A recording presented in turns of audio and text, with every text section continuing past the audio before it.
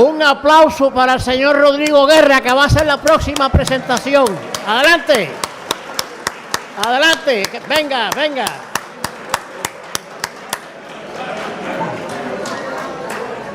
Gracias. Muy buenas tardes. Agradezco mucho a Joaquín, agradezco al arzobispo por la invitación para estar este ratito platicando sobre las raíces del pensamiento de Jorge Bergoglio y sus proyecciones en Aparecida y Evangelii Gaudium.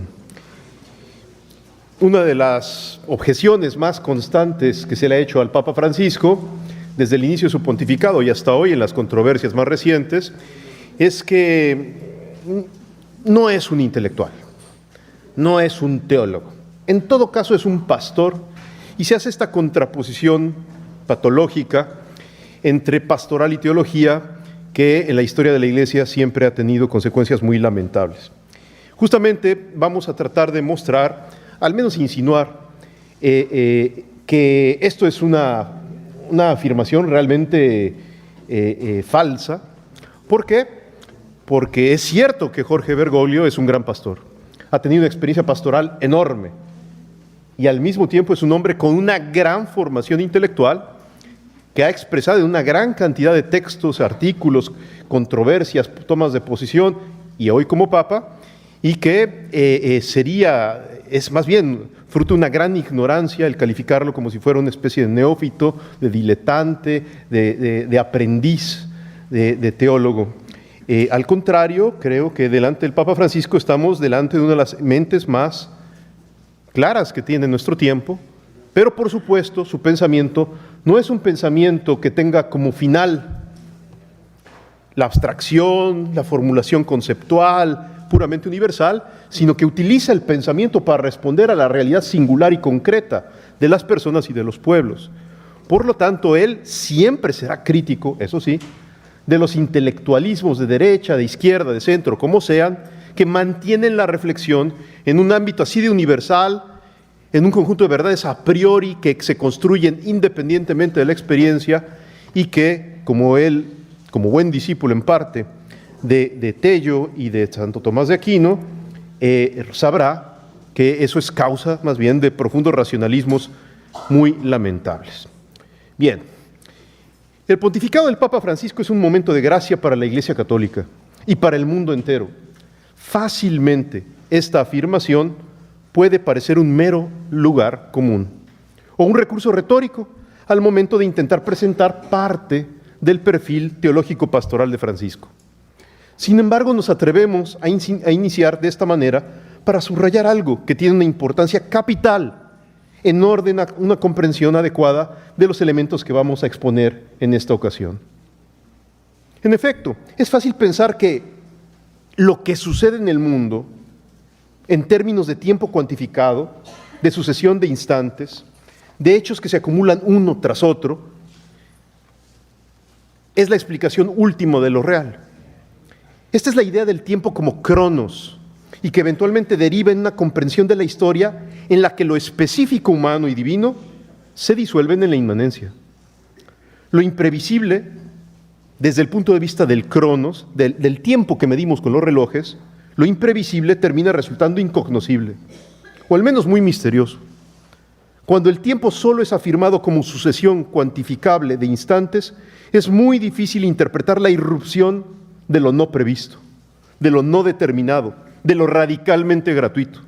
Es decir, se vuelve muy oscuro el hecho de la libertad humana y de la eventual irrupción de la libertad divina que actúa en la historia. Precisamente por ello, en la comprensión cristiana de la temporalidad, el cronos está habitado de kairos, es decir, de irrupciones imprevistas que desafían la rigidez del universo determinista. Esas irrupciones no pueden ser deducidas a partir de conceptos o a partir de la mera acumulación de antecedentes pasados.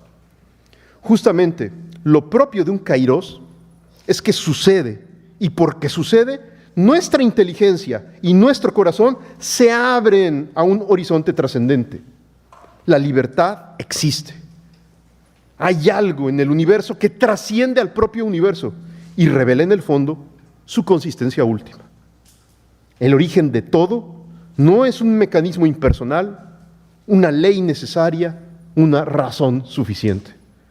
El origen de todo es un amor que nos precede, que nos sostiene en el ser y que gratuitamente, a través de Jesucristo, nos redime del mal y de la muerte. ¿Qué es el tiempo como kairos? Es la dimensión cualitativa, significativa y originariamente libre que abraza y da sentido al tiempo como cronos. El kairos es todo momento de gracia, en el que no solo sucede algo sorprendente e imprevisible, sino que a través de eso que acontece logramos advertir que en realidad el tiempo es como la participación de un acto de amor trascendente que se dilata en el espacio. Todo lo que sucede entonces no cae en el vacío de la nada o del olvido luego de suceder. Todo posee su sentido último, su relación explicativa más radical, desde ahora en la acción providente de una misericordia que nos rescata del nihilismo. El pontificado del Papa Francisco es un kairos, es decir, es un momento de gracia inmerecida. El difícil contexto eclesial y social que rodeó a Benedicto XVI parecía devenir en una catástrofe. La renuncia del Papa Ratzinger sorprendió aún a sus más cercanos adeptos y colaboradores. Y precisamente esa sorpresa fue el telón de fondo sobre el que aconteció Francisco, un obispo argentino, jesuita y fuertemente inmerso en la vida pastoral de la Iglesia de América Latina. Cuando decimos que el pontificado de Francisco es un kairos, no deseamos insinuar que Francisco esté libre de las fronteras en las que se encuentra todo ser humano. Su testimonio y su palabra están llenos de límites y fragilidades. Sin embargo, no es a pesar de su límite, sino precisamente a través de él que una gracia grande está llegando a la Iglesia. La gracia no se conoce directamente, sino por sus efectos, enseña Tomás de Aquino. No podemos aquí enumerar todo el proceso de renovación pastoral, personal y comunitaria que se está suscitando gracias a Francisco. Simplemente anotemos que la renovación del Concilio Vaticano II está alcanzando uno de sus momentos más decisivos gracias a este hombre que ha sido elegido sucesor de Pedro. A continuación, de manera sucinta, exploraremos algunas de sus raíces y al menos dos de los momentos en que su historia personal ha contribuido a que la Iglesia amplíe su horizonte en fidelidad al Evangelio, Aparecida y Evangelii Gaudium. Primer punto, los orígenes ignacianos de Bergoglio. No es fácil describir el perfil teológico pastoral de Francisco. Algunos ya lo han hecho de manera amplia y cualificada al describir su vida o al presentar su itinerario intelectual. En nota a pie de página pueden encontrar una bibliografía interesante que más o menos coincide con la que ustedes tienen en sus carpetas. Simplemente añadiría que me atrevo a recomendar este libro que un grupo de amigos hemos publicado apenas hace unos 10 días. Se llama Discovering Pope Francis. Varios de los autores de las bibliografías que ustedes tienen nos hemos vuelto a reunir para presentar una actualización todavía más radical que presente la originalidad del pensamiento filosófico y teológico del Papa Bergoglio. Está publicado en Liturgical Press aquí en Estados Unidos y se consigue en Amazon. Gracias por el anuncio. Nos concentraremos en algunos aspectos estrictamente teológico-filosóficos, ya que por un lado suelen ser los menos explorados y por otra nos permiten un esclarecimiento particular. Francisco ha madurado su vocación sacerdotal gracias a la compañía de Jesús. En algún momento pensó en ser dominico, pero la providencia lo acercó a los jesuitas. Dentro de la compañía, pronto descubrió que existían diversas lecturas del propio carisma. Por ejemplo, existía la lectura rigorista, legalista, y que absorbía la libertad individual en pos de la universalidad. Esta interpretación tenía como concreción empírica un documento que se llamaba Epítome del Instituto, preparado por el padre Dochovsky y que durante mucho tiempo intentó regular la vida de algunas comunidades de la Compañía de Jesús. Por otra parte, la atmósfera introducida por el padre Arrupe, prepósito de la Compañía de Jesús, intentaba conciliar lo universal y lo particular, la norma y la libertad, la gracia y la naturaleza, manteniendo su tensión. La lectura de la revista Christus, la amistad con el padre Miguel Fiorito y el deseo de vivir el camino de los ejercicios espirituales ignacianos, más en clave existencial que ascético-disciplinar, lentamente forjarían en Bergoglio un peculiar perfil que le permitirá reconocer en los distintos polos en tensión que existen en la realidad, no un camino para la violencia, sino una invitación para el reconocimiento de una de las estructuras más delicadas e importantes del mundo y de la lógica de la revelación. Entre 1962 y 1964, Jorge Mario Bergoglio descubre una obra que marcará de manera importante su vida espiritual, su comprensión filosófica y su enfoque teológico para siempre. Nos referimos al libro de Gastón Fessard, La dialéctica de los ejercicios espirituales de San Ignacio de Loyola. Fessard, gracias a su amistad con Alexandre Kojève, había logrado comprender la dialéctica hegeliana de una manera extraordinariamente aguda.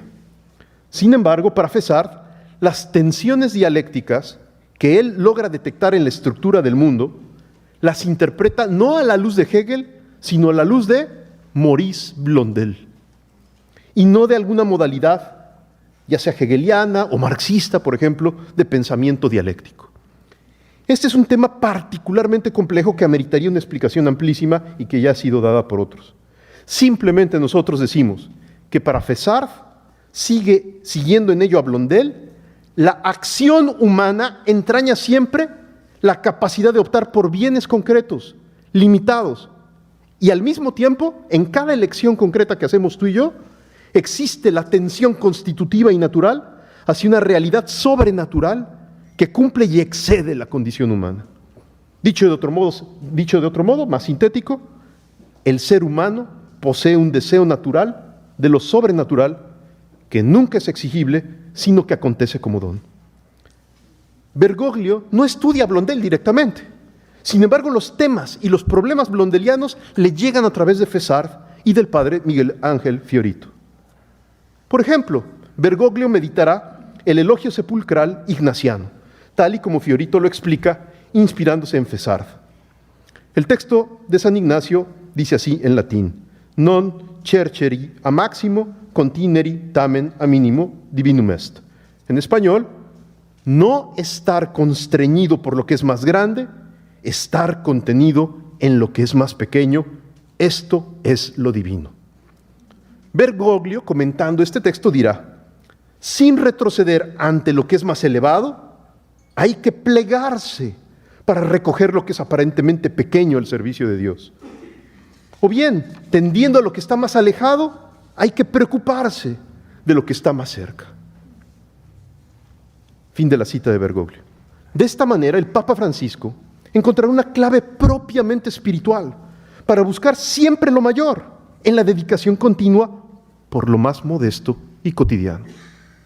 De algún modo, no son dos cosas que desde la lejanía se tensionan, sino una misma que posee un rostro bifronte: la naturaleza y la gracia, el llamado trascendente de Dios en la singularidad de la circunstancia concreta. De este modo, la dialéctica entre lo grande y lo pequeño, propia de la espiritualidad ignaciana, se torna en una perspectiva que lo abrirá a otras lecturas y autores en las que la oposición de los contrarios y lo que luego él llamará la tensión bipolar tendrán un papel central. En el libro de Massimo Borghesi, dedicado a rastrear la historia de la configuración intelectual de Bergoglio, se mencionará a un autor no identificado, y que hasta la fecha nadie sabe quién es, que desarrolla reflexiones importantes sobre la teología del como sí ignaciano, y que el propio Papa Francisco no logra recordar al momento que se ha entrevistado sobre este tema. También mencionará Borghesi en su libro a Karl-Heinz Krumbach o a Gabriel Gevenesi y a otros que le permiten a Bergoglio descubrir que las relaciones entre gracia y naturaleza no son las de dos realidades superpuestas o colocadas una enseguida de otra. En efecto, ha habido alguna tendencia en algún momento de la historia de la compañía en donde se ha colado una cierta interpretación semipelagiana, consistente en pensar que el hombre ha de actuar como si todo dependiera de él mismo y solo luego Dios actúa para premiarlo con su gracia. Esta postura nunca ha sido la propia del pensamiento de Jorge Mario Bergoglio. Al contrario, él descubrirá que en la persona humana real existe una tensión dialéctica por la que obrar como si todo dependiera del hombre implica actuar como si él no hiciera nada y Dios lo hiciera todo. Afirmar uno solo de estos polos, la importancia de la acción humana para la transformación personal o social, o la acción divina que sostiene y conduce la historia, destruye la cuestión en su drama y en su misterio. Ni sola libertad humana, ni solo acción de Dios, sino misteriosa sinergia entre naturaleza y gracia, en donde la primacía, eso sí, la tiene la gracia, no la naturaleza.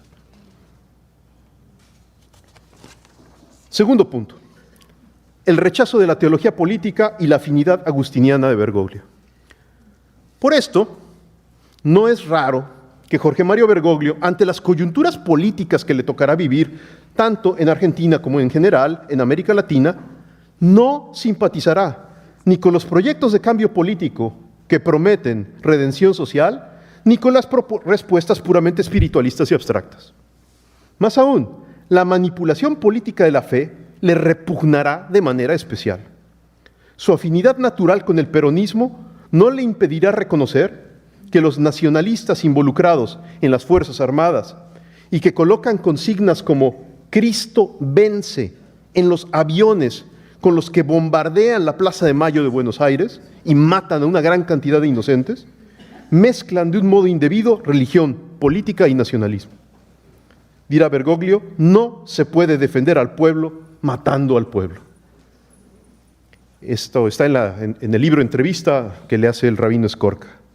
Este será el origen de la crítica constante que Bergoglio hace a la teología política tanto de derechas como de izquierdas. Hacia 1970, Bergoglio conocerá a Amalia Podetti, filósofa especialista en Husserl, en Hegel y con valiosas intuiciones sobre el pensamiento histórico-político de San Agustín.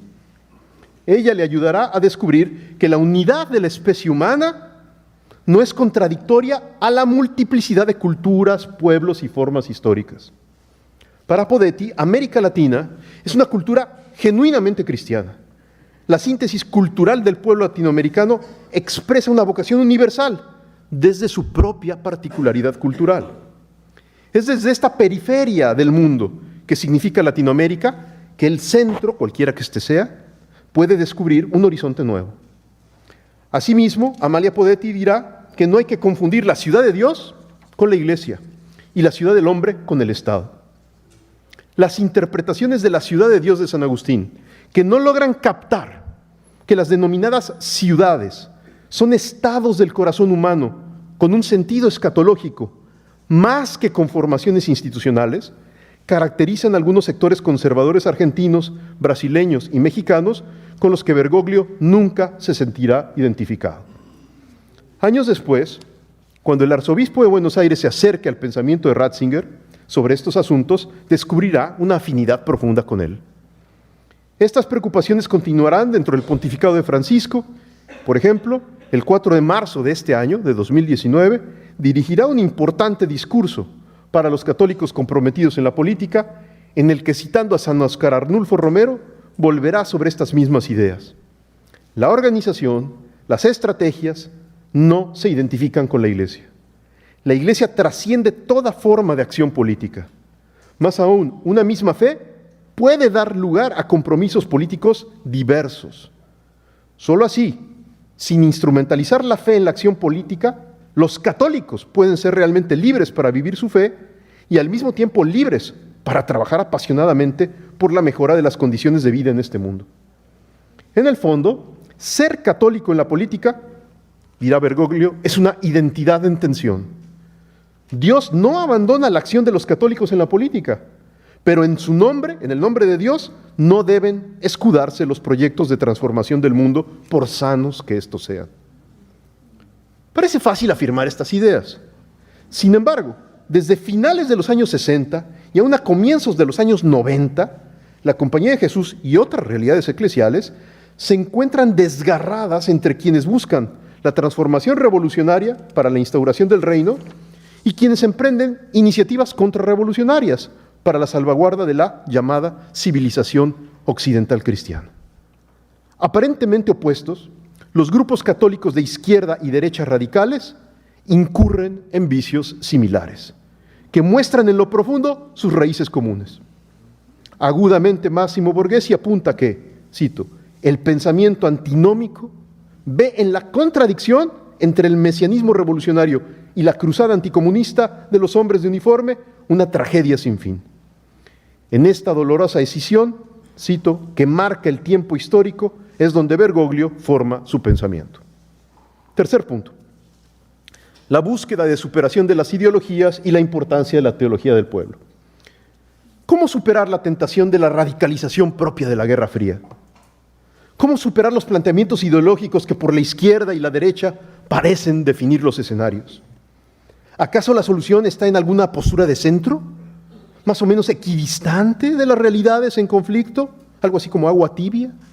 ¿En alguna teoría, tal vez, que ofrezca un compromiso más tenue ante un mundo latinoamericano que reclama respuestas? Bergoglio descubre que la superación de la contradicción no se logra por vía de las ideologías aún pretendidamente adjetivadas como cristianas. La derecha cristiana, la izquierda cristiana. En 1976, luego del asesinato de 3 sacerdotes y 2 seminaristas en Buenos Aires, escribirá, cito a Bergoglio, estamos divididos porque nuestra adhesión a los hombres ha sido sustituida por la adhesión a sistemas e ideologías. Hemos perdido el sentido del hombre y del pueblo concreto, con todas sus experiencias históricas y sus aspiraciones más claras. No debemos escuchar solo la llamada de coherencias sistemáticas que pretenden manipular a los hombres sobre la base de sus intereses. El hombre, que es origen, sujeto y fin de toda institución, ha sido absorbido y manipulado por ellas. Fin de la cita. Esta mirada se inserta en el contexto de la llamada teología del pueblo, es decir, la versión de la teología de la liberación elaborada por la Escuela del Río de la Plata, en la que la opción por los pobres y el reconocimiento de la conflictividad social no cede al socioanálisis marxista, sino que lo corrige a través de un enfoque histórico-cultural en el que la relación del pueblo de Dios, como corazón del pueblo, permite mirar que el sujeto de la liberación cristiana no es una clase social ni una vanguardia ilustrada, sino precisamente la comunidad de personas unidas por su historia y su cultura, por su lengua y su religión, por sus valores y sus sueños de futuro.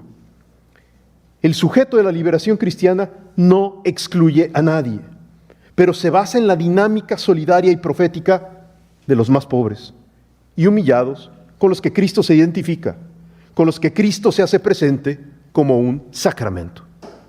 Expresión de Paulo VI, decir que formalmente los más pobres son verdadero sacramento de Jesucristo. Esta modalidad de teología reconoce en la piedad popular, en la fe del pueblo sencillo, un lugar teológico fundamental. Es ahí, en una experiencia empírica concreta de iglesia en movimiento, y no en una idea abstracta donde emerge un camino verdaderamente educativo distinto al que ofrecen las ideologías. La teología del pueblo, yo sé, es una noción polisémica. Puede referirse al menos a, primero, una cierta praxis pastoral, segundo, a una reflexión en acto segundo sobre esa praxis pastoral, tercero, a los miembros de la primera generación de esta escuela, o cuarto, a todos los que de algún modo en sentido genérico, más allá de la primera generación de esta escuela, simpatizamos con este enfoque y sus acentos. En cualquier caso, la teología del pueblo en sus diversas acepciones reconoce que un grupo de personas atentos a la enseñanza del Concilio Vaticano II y a la realidad de América Latina buscan responder, sin caer en ideologías de izquierda o de derecha, al drama de nuestros pueblos y de nuestras iglesias. Hombres como Lucio Gera, Rafael Tello, Justino Farrell, Guillermo Sáenz, Gerardo Farrell, Juan Bautista Capelaro y otros serán la primera generación que educó a muchos más. Hoy contamos con aún con exponentes importantes de la teología del pueblo en personas como Juan Carlos Escanone, que fue intervenido hace rato y que está en terapia intensiva en estos momentos, Carlos Gali, Jorge Mario Bergoglio, y contamos con una herencia profunda de la teología del pueblo en las contribuciones que asimilaron las asambleas generales del episcopado latinoamericano. Jorge Mario Bergoglio forma parte de esta atmósfera y llevará en su persona y en sus reflexiones el legado de esta escuela. Ya sea como provincial de los jesuitas, ya sea como arzobispo de Buenos Aires o como pontífice de la Iglesia Católica, las intuiciones centrales de la teología del pueblo aparecerán y reaparecerán a lo largo de todo su ministerio. Para Bergoglio, es justo esta manera de mirar a la teología la que permite ir más allá de las ideologías de derecha e izquierda, que, como decíamos, en su contradicción y en su simetría, denota que son hijas de una misma madre: el racionalismo, la ilustración. En el pueblo, sobre todo en el más pobre, con todo y sus límites, encontramos una vacuna para el efecto destructor de las ideologías. Durante un retiro en los años 70, Bergoglio dirá, cito: "Lo peor que puede ocurrirle a un ser humano es dejarse arrastrar por las luces de la razón. Nuestra misión, por el contrario, es descubrir las semillas de la palabra en la humanidad, el logoi espermáticoi. Estas semillas se hallan en todos lados, entremezcladas con errores e idolatrías. Sin embargo, lo importante es rescatarlas, para desde ahí anunciar el Evangelio al que no cree aún.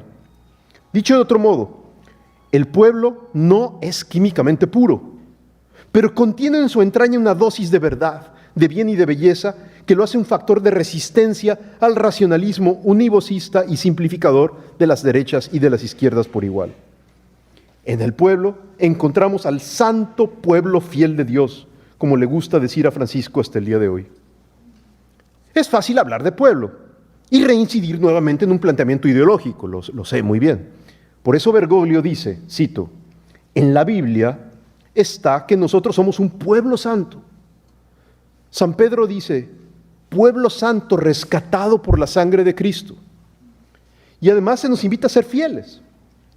La gente que sigue a Jesús siempre mira a Jesús y a la Virgen. Tiene una fidelidad básica, direccional. Y poco a poco, dice Bergoglio, yo he empezado a hablar del pueblo santo de Dios, del pueblo fiel de Dios. Y la expresión que más me llena es santo pueblo fiel de Dios". Fin de la cita. ¿Qué papel juega entonces el pueblo de Dios en la teología del pueblo? ¿Acaso es un mero objeto de conmiseración? La respuesta es negativa. El pueblo de Dios es infalible incredendo, como señala el Denzinger. El pueblo es, en medio de sus dificultades, alegrías y esperanzas, una suerte de depósito de la fe. Por ello Bergoglio dice, cito a Bergoglio: "Cuando quieras saber qué es la Madre Iglesia, anda y revisa el magisterio. Pero cuando quieras saber cómo cree la Iglesia, anda y ve al pueblo fiel. El magisterio te enseñará quién es María, pero nuestro pueblo fiel te enseñará cómo se ama a María". Fin de la cita. Esto es potentísimo, potentísimo. En hombres como Lucio Gera, como Juan Carlos Escanone o como Jorge Mario Bergoglio existe una muy fundamental desconfianza hacia la ilustración racionalista y sus élites. Las élites racionalistas, lastradas de ideología, con frecuencia creen que pueden arrogarse el poder de determinar cómo debe pensar y actuar el pueblo, y por tanto la negación del carácter profético que posee por su pertenencia a Cristo. En la teología del pueblo, la cuestión es muy otra. El papel de la teología es la de expresar reflexivamente la fe de un pueblo en el que Cristo realmente está. La teología del pueblo no rechaza el uso de la inteligencia, no es una claudicación posmoderna en versión latinoamericana. Lo que realiza la teología del pueblo es una reorientación. Vuelve a las personas y a sus comunidades, vuelve a mirar con fe que Dios actúa en la historia a través de su iglesia. Vuelve en el fondo a creer que más allá de teorías, el cristianismo es una experiencia antes que un conjunto de conceptos más o menos bien definidos. Cuarto elemento, el encuentro con Mettol, con Guardini y con Balthasar. Otras tres fuentes de inspiración ayudan a Bergoglio a perfilar su pensamiento. Por un lado, Mettol Ferré, filósofo uruguayo, tomista silvestre, como gustaba decirse a sí mismo, dialoga en innumerables ocasiones con Bergoglio. Mettol ha reflexionado de una manera original sobre la identidad de los pueblos latinoamericanos, ha colaborado con el CELAM y ha asistido a la Conferencia General del Episcopado Latinoamericano en Puebla. A diferencia de muchos otros autores de su tiempo, ha logrado descubrir una interpretación analítica y diferenciada de la modernidad a través de la lectura del filósofo italiano Augusto del Noce. Esta lectura le permitirá, por una parte, evitar las fáciles condenas a los verdaderos progresos reflexivos de la humanidad y, por otra, hacer una crítica más aguda y sutil de las verdaderas raíces del mundo contemporáneo. Para Mettol, América Latina es la realización más relevante de la modernidad barroca, de la modernidad católica, es decir, de un proyecto alternativo al proyecto de la Ilustración. La patria grande latinoamericana, por ello, es parte del sueño que es preciso impulsar y fortalecer en el presente y hacia el futuro. Bergoglio, en 1986, asimismo se encuentra con la obra de Romano Guardini. Este encuentro es relativamente tardío, sin embargo, significativo. Bergoglio viaja a Frankfurt para hacer su tesis doctoral sobre las oposiciones polares de Guardini. Leyéndolo, no solo amplía sus reflexiones sobre la dialéctica que existe al interior de muchas realidades, sino que aprende las razones profundas para hacer una crítica al paradigma tecnocrático y al abuso y distorsión que representa el poder contemporáneo. Francisco le va a decir al padre Antonio Spadaro, aquí presente, lo siguiente, cito al Papa Francisco: la oposición abre camino, una calle para recorrer. Hablando en general, debo decir que amo las oposiciones, dice el Papa Francisco. Amo las oposiciones. Romano Guardini me ha ayudado con un libro suyo, importante para mí, sobre la oposición polar. Él hablaba de una oposición polar en la que los dos opuestos no se anulan. Tampoco sucede que un polo destruya al otro. No hay ni contradicción ni identidad. Para él, la oposición se resuelve en un plano superior. Sin embargo, en la solución se mantiene la tensión polar. La tensión permanece, no se anula. Los límites han de ser superados sin negarlos. Las oposiciones ayudan. La vida humana está estructurada en forma oposicionista. Y eso es lo que sucede ahora también en la Iglesia. Las tensiones no han de ser necesariamente resueltas y homologadas. No son como las contradicciones. Como ustedes pueden ver en este texto, no es lo mismo contrariedad, que también se llama oposición, a contradicción. Bergoglio defiende la oposición y los contrarios, no así las contradicciones. Asimismo, para Bergoglio, Jesucristo no es un concepto o un paquete de valores. Jesucristo es síntesis real de aquello que a veces se aprende de manera puramente conceptual. Es preciso recordar que muchos años después de que Ludwig Feuerbach publicara su libro sobre la esencia del cristianismo, Das Wesen des Christentum, Romano Guardini se atrevió a afrontar el mismo desafío y escribió un libro con el mismo título, pero que sin embargo responde a esta cuestión de cuál es la esencia del cristianismo de manera distinta. Cito a Guardini uno de los párrafos que más le gustan a Bergoglio. El cristianismo no es, en último término, ni una doctrina de la verdad, ni una interpretación de la vida. Es esto también, pero nada de ello constituye su esencia nuclear. Su esencia está constituida por Jesús de Nazaret, por su existencia, su obra y su destino concretos, es decir, por una personalidad histórica. Algo semejante, en cierto modo, a lo que con estas palabras quiere decirse lo que experimenta todo aquel para el que adquiere significación esencial otra persona. Imaginemos nuestras novias, esposas. Para él no es ni la humanidad ni lo humano lo que reviste importancia, sino esta persona concreta. Ella determina todo lo demás, y tanto más profunda y ampliamente, cuanto más intensa es la relación. Puede llegarse incluso a que todo, el mundo, el destino y el cometido propio, pasen a través de la persona amada, a que ésta se halle contenida en todo, a que se le vea a través de todo y a que todo reciba de ella su sentido. En la experiencia de un gran amor, todo el mundo confluye en la relación yo-tú. En la experiencia de un gran amor, todo cuanto sucede se convierte en un acontecimiento. El elemento personal al que se refiere en último término el amor, y que representa la más elevada entre las realidades del mundo, penetra y determina todo lo demás, espacio y paisaje, la piedra, el árbol y los animales. Y un poquito más adelante Guardini dirá: el momento decisivo en el orden de la salvación es, sin embargo, Cristo mismo. No su doctrina, ni siquiera su ejemplo, ni la potencia divina operante a través de él, sino simple y escuetamente su persona. Fin de la cita. La esencia, pues, del cristianismo es Cristo, es decir, una realidad personal irreductible e inderivable. Esto lo podemos decir de manera más abreviada, afirmando que el cristianismo es eraignis, acontecimiento. Es algo que irrumpe como don, no es una exigencia de la historia.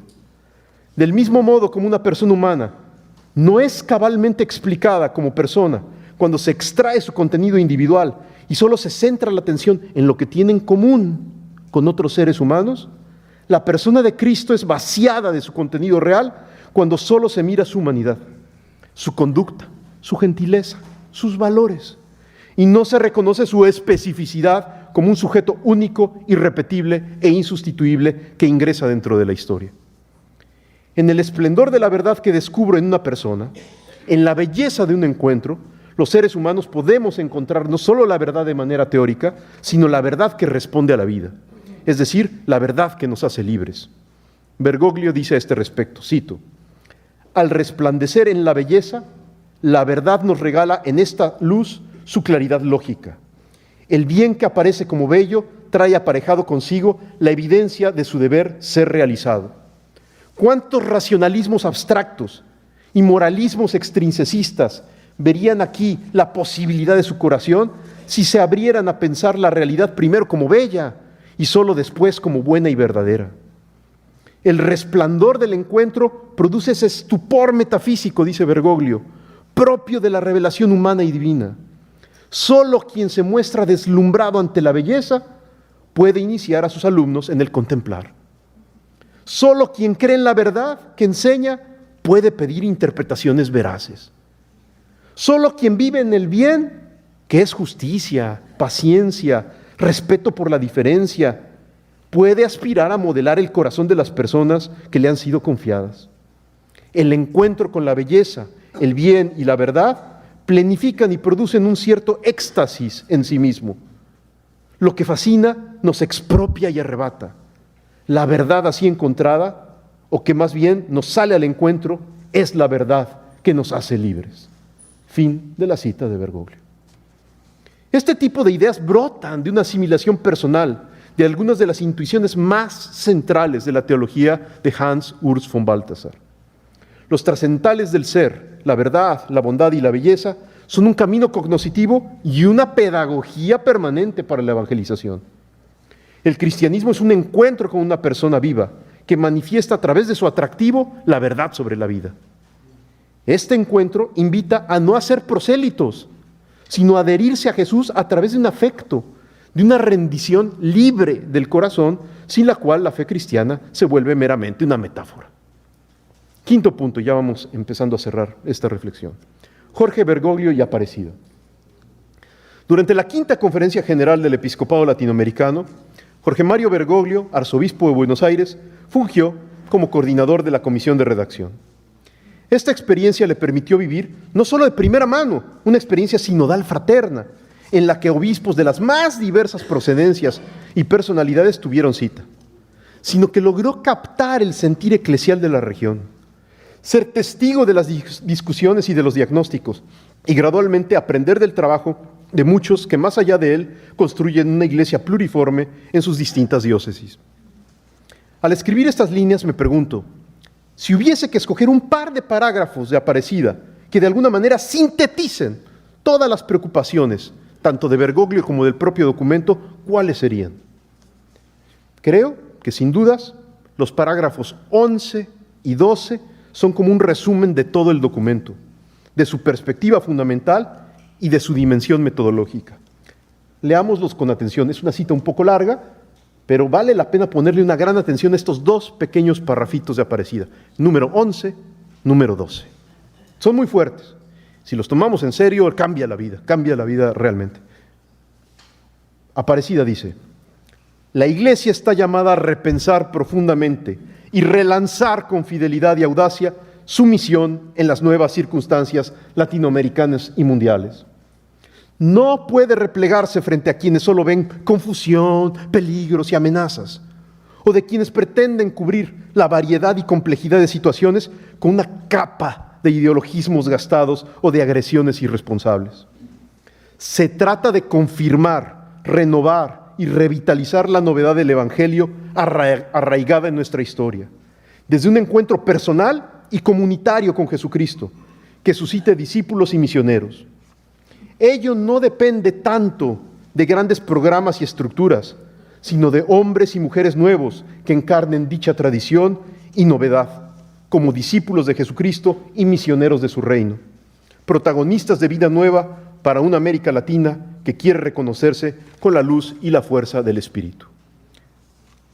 Ahí termina el 11, comienzo con el 12. No resistiría a los embates del tiempo una fe católica reducida a bagaje, a elenco de algunas normas y prohibiciones, a prácticas de devoción fragmentadas, a adhesiones selectivas y parciales de las verdades de la fe, a una participación ocasional en algunos sacramentos, a la repetición de principios doctrinales, a moralismos blandos o crispados que no convierten la vida de los bautizados. Nuestra mayor amenaza es el gris pragmatismo de la vida cotidiana de la Iglesia, en el cual aparentemente todo procede con normalidad, pero en realidad la fe se va desgastando y degenerando en mezquindad. A todos nos toca recomenzar desde Cristo, reconociendo que no se comienza a ser cristiano por una decisión ética o una gran idea, sino por el encuentro con un acontecimiento, con una persona que da un nuevo horizonte a la vida y con ello una orientación decisiva. Fin de la cita. En efecto, existen un conjunto de nuevas circunstancias latinoamericanas y mundiales que obligan a un replanteamiento radical. En otro lugar del documento de Aparecida, los obispos dirán que vivimos un cambio de época, cuyo nivel más profundo es el cultural. Esto quiere decir que todo el paradigma, todo el paquete de certezas que dan seguridad a las personas y a los pueblos y que ha caracterizado a toda una época, hoy se encuentra en proceso de mutación, de revisión y de regeneración. En medio de este escenario que conlleva importantes dosis de incertidumbre, de lo que se trata es de reproponer el Evangelio, tomando en cuenta el modo como éste ha llegado a nuestra propia historia y la ha conformado desde dentro. Esto no descansa tanto en un plan o proyecto estratégico, más o menos genial.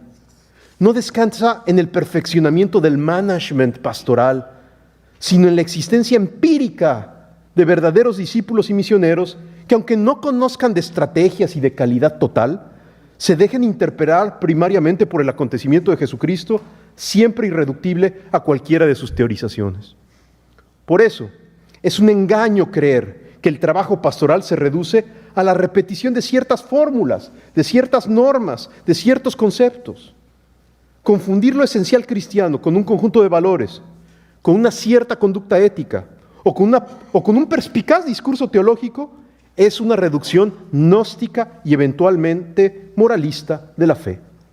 Por eso, en Aparecida y luego posteriormente el Papa Francisco no se cansarán de repetir una expresión que proviene de Benedicto XVI y en el fondo de la tradición que atraviesa por Baltasar, de Lubac, Guardini, Kierkegaard, los padres de la Iglesia, y se remonta por último a San Agustín y en el fondo al Evangelio. No se comienza a ser cristiano por una decisión ética o por una gran idea, sino por el encuentro con una persona viva. Pidiendo perdón por la insistencia, nos atrevemos a decir esto mismo de otro modo. El querigma no es la ley natural o los valores cristianos. Toda la ética basada en la ley natural, que es muy importante, puede ser una valiosa brújula orientativa, pero no provee la salvación. La salvación la trae Jesucristo, que murió y resucitó realmente por ti y por mí. El querigma no es la proclamación de nuestra coherencia personal tampoco. Es el anuncio breve y gozoso de que nuestra incoherencia ha sido perdonada por alguien más grande que nuestro pecado y nuestra traición. Así las cosas, la iglesia no es una comunidad de puros, de cátaros, sino de pecadores reales, puercos, como tú y como yo, que han sido perdonados y que en su propia carne pueden experimentar los signos de la resurrección. Es precisamente desde esta experiencia que una persona puede comprender en profundidad la invitación a ser discípulos misioneros, a anunciarse no a sí mismo, sino a la acción de Dios al interior de nuestra historia. No importa qué haya pasado en nuestras vidas. Sexto punto. Francisco proclama Evangelii Gaudium. Precisamente el Papa Francisco continúa y amplía las intuiciones más profundas de Aparecida en Evangelii Gaudium. Esta exhortación, en cierto sentido, es la proclamación explícita de la superación de cualquier espiritualidad intimista que en nombre de la cercanía con Dios renuncia a sumergirse en la entraña del mundo. El Papa nos dirá, ya como Papa, a este respecto lo siguiente, cito, es Evangelii Gaudium: nadie puede exigirnos que releguemos la religión a la intimidad secreta de las personas sin influencia alguna en la vida social y nacional, sin preocuparnos por la salud de las instituciones de la sociedad civil, sin opinar sobre los acontecimientos que afectan a los ciudadanos. ¿Quién pretendería encerrar en un templo y acallar el mensaje de San Francisco de Asís y de la Beata Teresa de Calcuta? Ellos no podrían aceptarlo. Una auténtica fe, que nunca es cómoda e individualista, siempre implica un profundo deseo de cambiar el mundo. Cambiar el mundo. Esto es un concepto muy ambicioso. Francisco no nos desea instalar en una actitud voluntarista que sostiene la vida a partir de frases o arranques emotivos. Lo que desea es hacer énfasis en que acoger auténticamente el anuncio del Evangelio y experimentar una nueva humanidad son dos fenómenos inescindibles. Desde el corazón del Evangelio, dice Evangelii Gaudium, reconocemos la íntima conexión que existe entre evangelización y promoción humana, que necesariamente debe expresarse y desarrollarse en toda acción evangelizadora. Fin de la cita de Evangelii Gaudium. Por ello, qué riesgoso es abrazar a Jesucristo como si solo fuera un mensaje para la vida privada y creer que la transformación del mundo es para otros, pero no para nosotros. Francisco, si bien reconoce la importante tarea y la especificidad de los fieles laicos, no restringe este llamado de servicio a los laicos, sino lo redescubre como una obligación para todos. Cito a Francisco: qué peligroso y qué dañino es este acostumbramiento que nos lleva a perder el asombro, la cautivación, el entusiasmo por vivir el Evangelio de la fraternidad y la justicia. La palabra de Dios enseña que en el hermano está la permanente prolongación de la encarnación para cada uno de nosotros. Fin de la cita. Francisco citará Mateo 25, Mateo 7, Lucas 6, para recordarnos que es imposible concebir la esencia de la identidad cristiana sin responder a la interpelación de los hermanos que sufren necesidad. Evangelii Gaudium dice: lo que expresan estos textos es la absoluta prioridad de la salida de sí hacia el hermano, como uno de los dos mandamientos principales que fundan toda norma moral y como el signo más claro para discernir acerca del camino de crecimiento espiritual en respuesta a la donación absolutamente gratuita de Dios. Fin de la cita. Así las cosas, Evangelii Gaudium no es la enunciación de una teoría que eventualmente debe realizarse en una cierta práctica pastoral. Evangelii Gaudium es la conciencia reflexiva de un movimiento práctico. Es la conciencia reflexiva de un movimiento práctico. Es darnos cuenta de lo que sucede en el pueblo de Dios, que es la iglesia, cuando sigue con fidelidad a Jesucristo. Dios va adelante. El reino de Dios se anticipa. Francisco lo que hace es ayudarnos a reconocerlo. De hecho, Benedicto XVI también ya lo había señalado con gran fuerza. el mensaje cristiano no es solo informativo, sino performativo. No es el recuerdo melancólico de un taumaturgo del pasado, sino el anuncio valiente de que la vida puede ser de otro modo, la vida toda, gracias a la realización ahora y aquí, dentro del tiempo y junto con él, del misterio cristiano. El diagnóstico realizado por Francisco en Evangelii Gaudium está acompañado por el amplio capítulo 4, dedicado explícitamente a la dimensión social de la evangelización. En él, Francisco muestra cómo la dimensión social de la evangelización no es un añadido posterior o secundario a la buena noticia sobre el reino. Por el contrario, lo social es una dimensión constitutiva de la evangelización. Cito: confesar que el Hijo de Dios asumió nuestra carne humana significa que cada persona humana ha sido elevada al corazón mismo de Dios. Cada persona humana ha sido elevada al corazón de Dios. Confesar que Jesús dio su sangre por nosotros nos impide conservar alguna duda acerca del amor sin límites que ennoblece a todo ser humano. Su redención tiene un sentido social, porque Dios en Cristo no redime solamente a la persona individual, sino también las relaciones sociales entre los hombres. Confesar que el Espíritu Santo actúa en todos implica reconocer que Él procura penetrar toda situación humana y todos los vínculos sociales. Fin de la cita del Papa Francisco en Evangelii Gaudium. De esta manera, Francisco corrige la frecuente tentación de mirar a la pastoral social como un aspecto adyacente, propio de agentes de pastoral inquietos y un tanto revoltosos. Por el contrario, lo que nos recuerda se encuentra en plena continuidad con el magisterio de Juan Pablo II y de Benedicto XVI. Baste recordar que el primero, en su encíclica programática Redemptor Hominis, colocaba como intuición central que Jesucristo revela al hombre lo que el hombre es, y por lo tanto que todo lo humano y todo ser humano es auténtico camino para la Iglesia. Esto tiene una consecuencia importante. Toda pastoral posee una cristología y una neumatología implícitas. Cuando una pastoral prescinde, parcial o totalmente, de la dimensión social de la evangelización, tal y como la doctrina social de la Iglesia lo enseña, la cristología implícita asume, sin desearlo, una cristología en la que la encarnación es ficticia, inspiracional o tenue. Dicho de otro modo, la cristología docetista, que es una herejía, la cristología docetista reaparece de una forma inédita a través de nuestra omisión.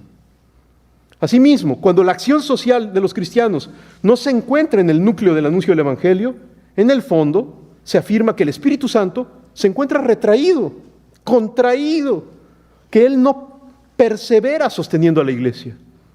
Una neumatología retraída o contraída suele estar asociada a un implícito pelagianismo, que desconfía de la acción de Dios y privilegia el esfuerzo de la voluntad y las capacidades organizativas y estratégicas de la Iglesia. Evangelizar es hacer presente en el mundo el reino de Dios, dice Evangelii Gaudium. Y el reino de Dios nos precede. Durante un cierto tiempo, expresiones como construir el reino, extender el reino, fueron interpretadas en algunos ambientes como sinónimos de acción, de proyecto, de propuesta surgida desde nuestras fuerzas. En sus versiones más problemáticas, el reino se concibió como una suerte de estrategia vértice-base, en la que es preciso conquistar prioritariamente a las élites para influir desde arriba el cuerpo social. Esta estrategia, en ocasiones revestida de una retórica aparentemente ortodoxa, propone la realización puramente humana de la vida moral, como sinónimo de santidad. Dicho de otro modo, introduce una dinámica inversa a la que podemos encontrar en Filipenses 2, 6, 11.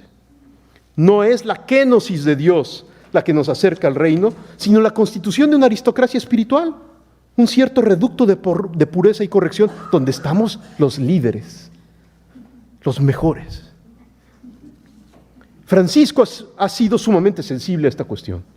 Este es uno de los puntos en los que puede percibirse con mayor claridad la continuidad esencial entre él y Benedicto XVI. Precisamente Joseph Ratzinger, poco antes de ser elegido papa, afirmaba, cito a Ratzinger, no a Francisco, este es Ratzinger, el Ratzinger que muchos no quieren ver, sobre todo sus seguidores hoy actualmente. Ratzinger dice, la tentación de transformar el cristianismo en moralismo y de concentrar todo en la acción moral del hombre es grande en todos los tiempos. Creo que la tentación de reducir el cristianismo a moralismo es grandísima incluso en nuestro tiempo. Dicho de otro modo, Agustín enseña que la santidad y la rectitud cristianas no consisten en ninguna grandeza sobrehumana o talento superior. Si fuera así, el cristianismo se convertiría en una religión para algunos héroes o para grupos aristocráticos de elegidos. Fin de la cita de Joseph Ratzinger. La vida cristiana no consiste en la conformación de algún tipo de grupo de élite, económica, espiritual o lo que sea, en alguna modalidad de acción social organizada o en la imitación mecánica de algunos rasgos de la conducta de Jesús. La vida cristiana es docilidad a la amistad incondicional que nos ofrece una presencia que salva, que perdona, que restaura, que libera.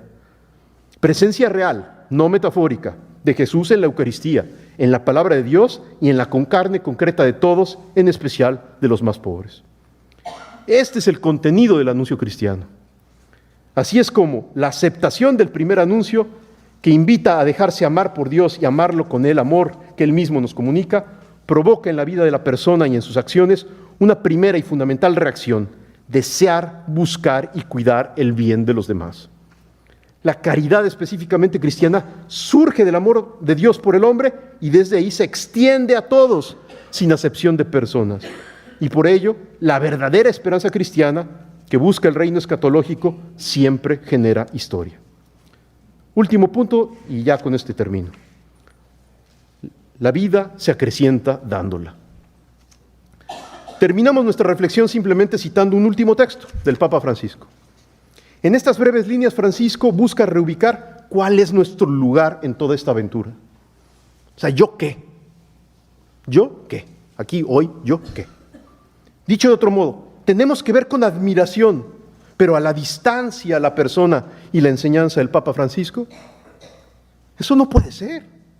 Quien escucha a Francisco de manera lejana, como si le hablara a otros, no entiende nada. Francisco me habla a mí, a ti, aquí, hoy. Francisco nos dice a cada uno de nosotros en Evangelii Gaudium número 10. Dice así, y ya con esto termino. La vida se acrecienta dándola y se debilita en el aislamiento y la comodidad. Se debilita en la comodidad. De hecho, los que más disfrutan de la vida son los que dejan la seguridad de la orilla y se apasionan en la misión de comunicar vida a los demás. Cuando la Iglesia convoca la tarea evangelizadora, no hace más que indicar a los cristianos el verdadero dinamismo de la realización personal. Aquí descubrimos otra ley profunda de la realidad, que la vida se alcanza y madura a medida que se la entrega para dar vida a los otros. Eso es en definitiva la misión. Por consiguiente, un evangelizador no debería tener permanentemente cara de funeral. Recobremos y acrecentemos el fervor, la dulce y confortadora alegría de evangelizar, incluso cuando hay que sembrar entre lágrimas. Y ojalá el mundo actual, que busca a veces con angustia, a veces con esperanza, pueda así recibir la buena nueva, no a través de evangelizadores tristes y desalentados, impacientes o ansiosos, sino a través de ministros del Evangelio, cuya vida irradia el fervor de quienes han recibido ante todo en sí mismos la alegría de Cristo. Muchísimas gracias.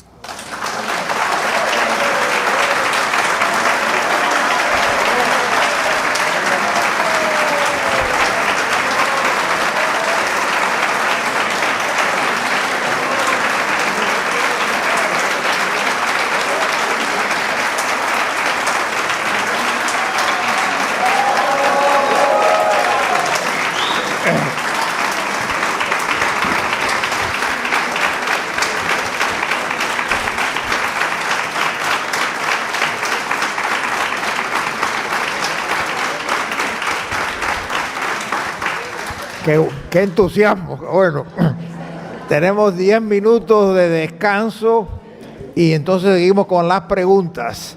Las preguntas otra vez van a ser todas aquí en los dos idiomas. Así que los que están en el otro salón pueden venir. Yo voy a buscarlos ahora.